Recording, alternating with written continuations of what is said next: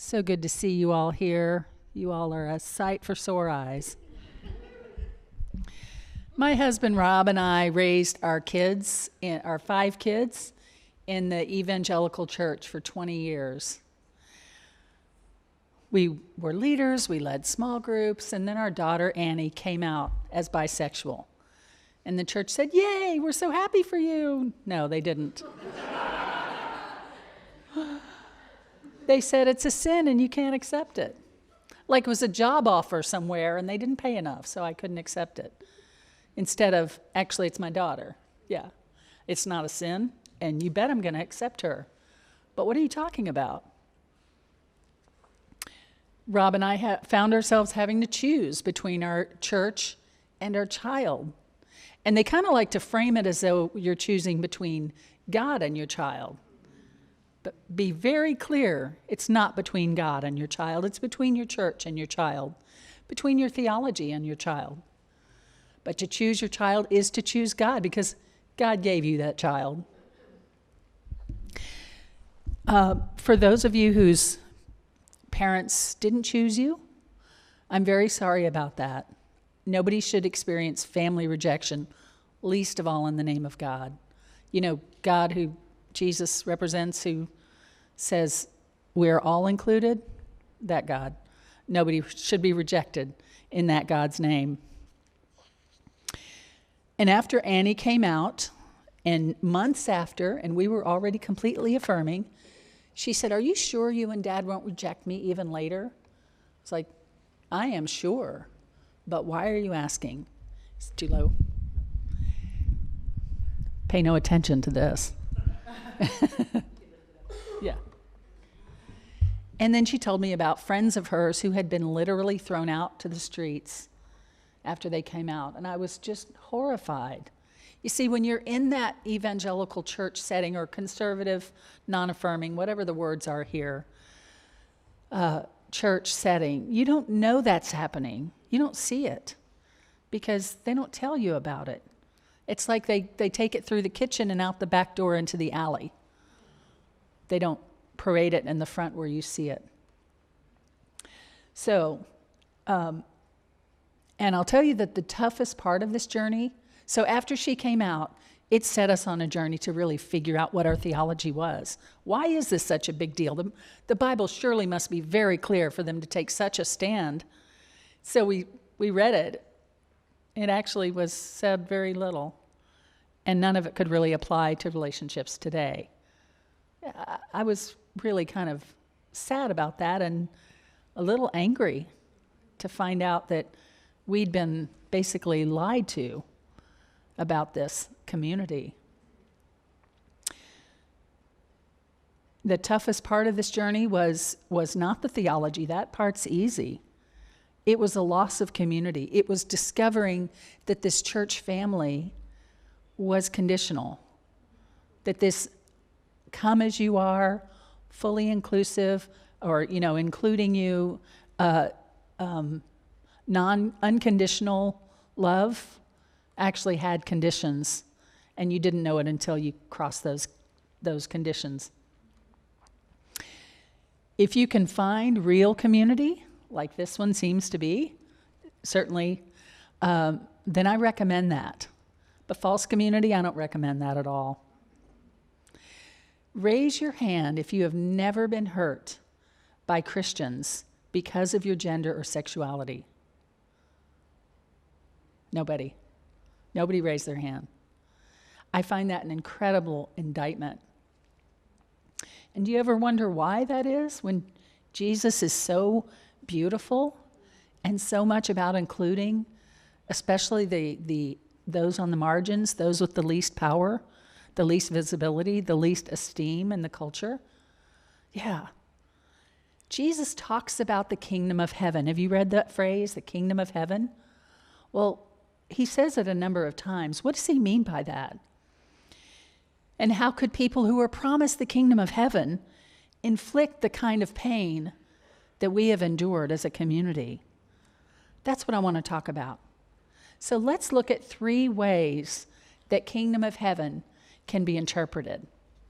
The first interpretation is what the actual biblical people at the time thought it meant.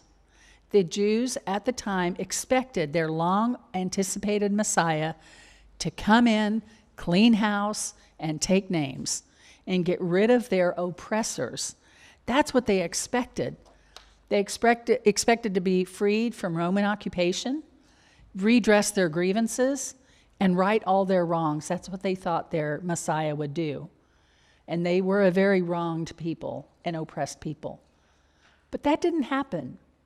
Jesus died without freeing the Jews from Roman rule, without fixing any of the broken human systems. In fact, that system is what crucified him.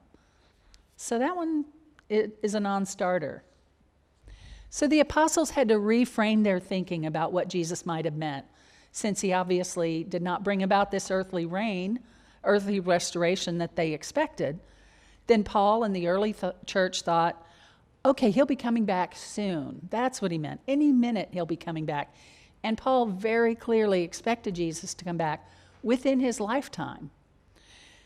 But as time went on and Jesus kept not coming back, they had to keep pushing that expectation back further and further.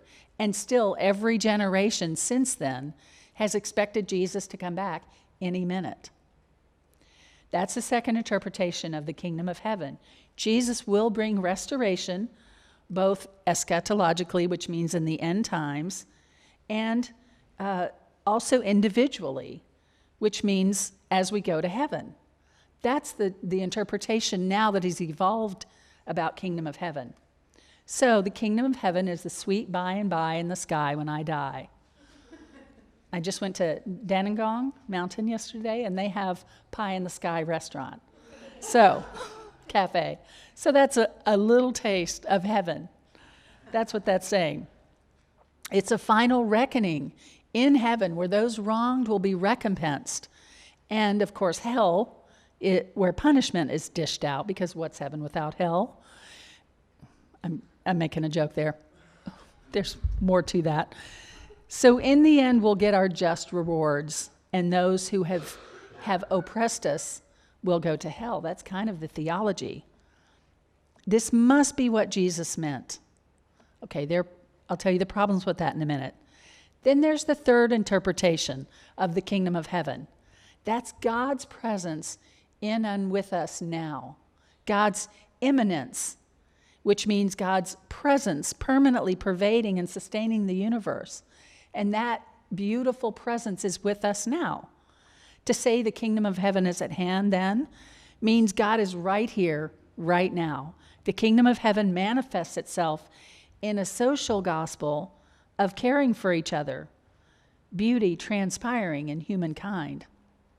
This is a very different understanding from pie in the sky when I die, and it has profoundly different impact for who we are and how we shall live our lives. So, and those ideas will take you very different places. So if you get on a train, you want to know where it ends up before you get on the train. So let's look where these end up before we get on these trains of thought. If we look at the kingdom of heaven is about heaven, or the sweet by and by in the sky when I die, then that is necessarily focused on the future, on eternal reward that will come someday. And it's necessarily useless now. You may have heard the expression that people are so heavenly minded they're no earthly good. That's what that means. This kingdom of heaven is essentially about preparing for heaven by keeping myself good enough now instead of living now. Future focus is about piling up rewards in heaven, and if you include hell in that focus, which a lot of Christian doctrine does, then the preoccupation moves to being sure you're going to heaven and not hell. You with me so far? Now let me insert here that I believe in heaven. I absolutely plan on heaven. I expect to see my mother and brothers and other people that have died already. It's like dessert at the end of the meal. And it's all of the enjoyment of life without the tiredness and the frustration and the aging and the, well, you know, that stuff that happens to other people. But heaven was never meant to be a threat that you won't get it if you don't behave. It's never meant to be that. So a lot of parents say, you eat your vegetables and then you get dessert. If in the end it makes you hate vegetables, instead of saying, hey, this is an excellent dish that's really good for you, and in addition, you get dessert. It's unconditional. But when you make it a condition of eating your vegetables, then you come to hate vegetables and you just tolerate them. And I think a lot of Christian doctrine leads us to hate this life and tolerate it because we're piling up rewards in heaven. We're the biggest curmudgeons there ever were, but we're doing it for Jesus. I don't know. I kind of think that's not what he meant. And to use fear to motivate is the lowest form of relationship, isn't it? You might use that for a toddler or a preschooler if you have to in an extreme circumstance because you can't have them running in the street. But you don't continue that. That's like a last-ditch, I'm going to save your life kind of thing. But that's not how Jesus talked to us, was it? You know, he said, I don't even call you, I don't call you my servants. I call you my friends. Because a servant doesn't know what the master's doing. But I call you my friends. I infinitely prefer being a friend to Jesus than a servant. And that doesn't mean I don't serve wholeheartedly. I absolutely do. I serve better as a friend than I do as a servant. But the relationship's different.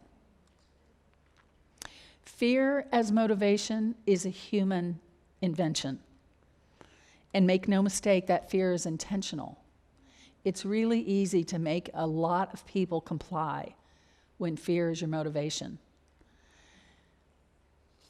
It gains compliance. When glass was introduced back in the, hundreds of years ago, whenever that was, they said that if you break it, it will be bad luck. That's a fear motivation. Why did they do that? Because those paying for the glass were not the same ones who were moving it and could break it. If you break it and you didn't pay for it, oops, I broke it. But if you pay it and if you broke it and you're the one who pays for it because you have bad luck, then you're a lot more careful. Does that make sense? That's how fear motivation works. But that's not what Jesus does. And that's really dangerous. This fear expands to fill every corner of our lives. So not only do I have to be good enough to heaven to maintain my ticket to heaven, but I have to make sure others are good enough too for my ticket to heaven. How did we get to that?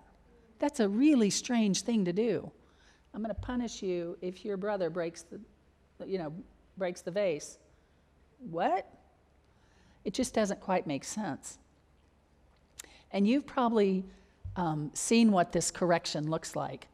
It looks like the pastor declaring his list of right and wrong, even though Jesus never gave us a list of what's right and what's wrong, except it's right to love each other. That's all he said about it. In fact, Jesus just said, follow me. He commended people's faith and how they treated each other, not their right and wrong list. The religious leaders kept bringing him a right and wrong list, and he said, you don't understand God. He wasn't impressed with their perfect piety either.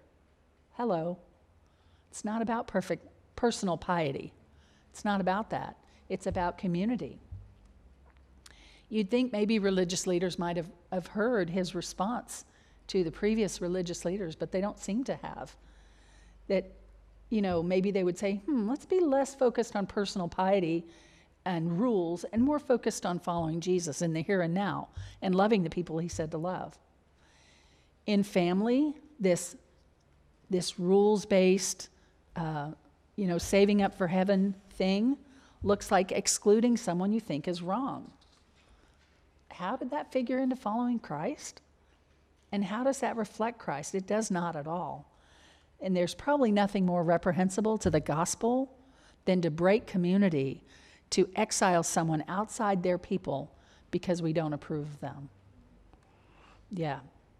If you've been hurt in this way, excluded from church, from family, let me tell you, that treatment has nothing to do with God. and it has nothing to do with you. It has to do with the conditioning of those who are excluding you. I really want you to let that soak in. At this point, you might be saying, okay, well, let's talk about that other way of kingdom of heaven. Instead of piling up rewards in the sweet by and by, what's the other way? Well, it's a beautiful picture. And it looks like the Good Samaritan, freed now from the fear of contaminating himself by touching that wretched sinner, which is what the religious leaders were afraid of. Well, the Good Samaritan didn't have that fear. He just picked him up and helped him and took him to get nursing the way he needed it. And that's love and that's life. It looks like being able to grant people their full humanity without holding a plebiscite to do it. It looks like social justice. Imagine if Christians put their vast time, energy, resources, and all-out privilege into helping the homeless and the hungry and freeing people from sex trafficking. How would that change our world? Maybe even healing race relations. I don't know how that is here, but that's a big issue in the U.S. Instead of worrying about the sexual activity of two consenting adults. And while I believe that Jesus held out the hope of heaven, life beyond our earthly death, when he offered eternal life, he didn't mean your life plus eternity tacked onto the end. It's not what he meant. He meant that the abundant life is life here and now. It's a whole different paradigm. Jesus states this freedom for the here and now many times. He says, consider the lilies of the field. They don't toil and work, and they're dressed better than Solomon in all his robes. And he says, consider the birds of the air. They don't worry about their food, but God provides for them. And he also said, my burden is easy and my yoke is light. There's nothing easy or light about trying to change other people or even trying to change your own gender identity or sexuality. There's nothing easy about that. Especially when you're trying to you're building up your own superannuation fund in heaven. That's not what it was all about here. When Jesus does talk about storing up treasures for yourself in heaven, where it's safe and not on earth, where it can be destroyed, he's talking about it in the here and now. He's not talking about, stealing life away now and putting it in your annuation fund there so it will accrue, so you have it when you retire in heaven. That is not at all what he means. He means when you give now, the more you give now, the more you love now, the more you share now, the kinder you are now, the more it all is present for you in heaven. That feels like it is a whole different paradigm. It's being kind now, it's trusting in God's provision now, like the birds and the flowers, and it's loving people now without trying to change them, which is kind of a ridiculous assignment, wouldn't it be? Love means accepting people as they are with room for who they may become. Okay, I can do that. I can't change anybody's sexuality. I can't even change my own sexuality. I can't change my own, shortcomings. But I can, I'm not saying that's a shortcoming. I'm saying whatever I think I might need to change, I can't change that. But I can love. I can accept others and I can accept myself as I am right now, as you are right now, with room for who we may become. That sounds to me like the kingdom of heaven here and now. So safe community is what it's all supposed to be about. You just look at how Jesus lived. As much as we think of him healing and feeding and doing for people, which he did generously, it only accounts for about 10% of his time if you lay it all out.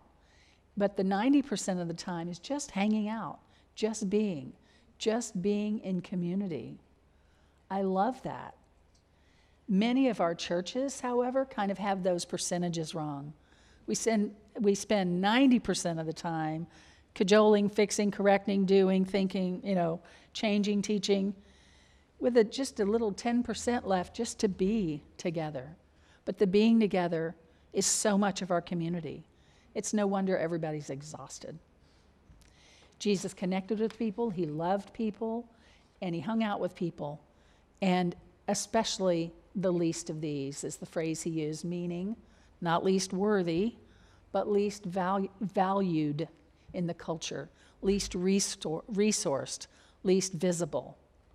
That's what he was talking about. And he was constantly moved to compassion by the plight of the human condition.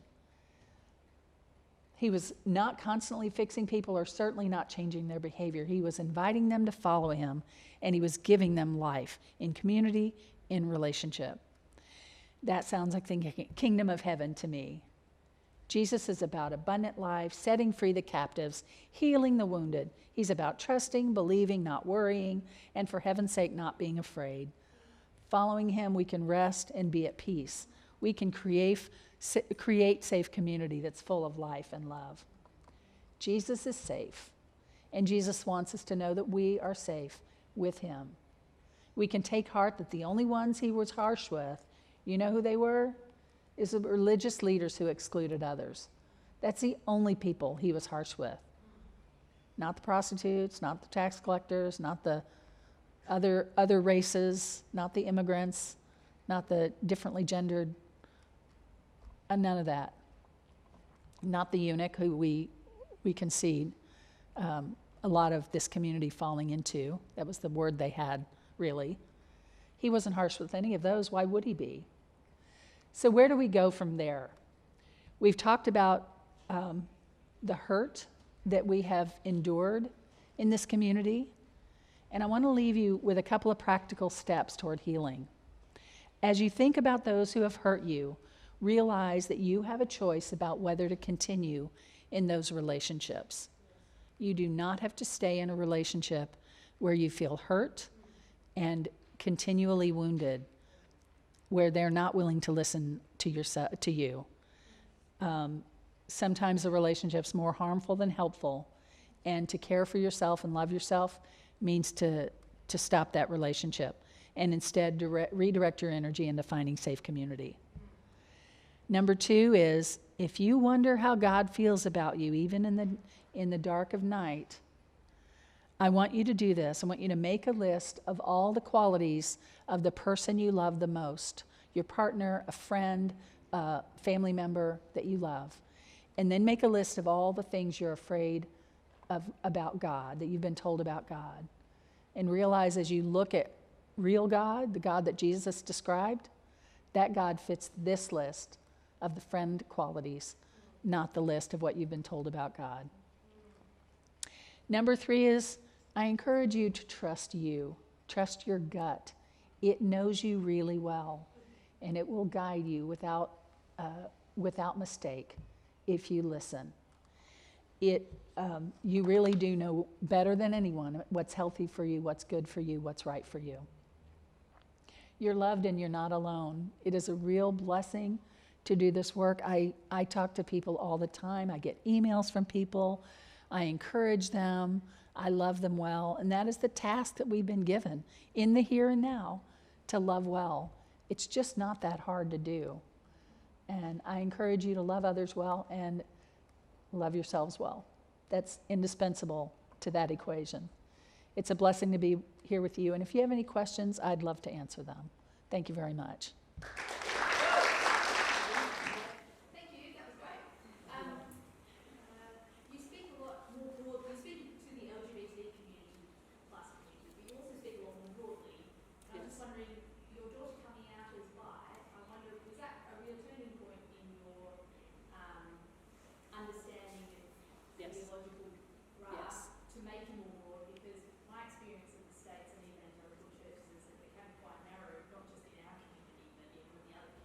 Yes, that's exactly what happened.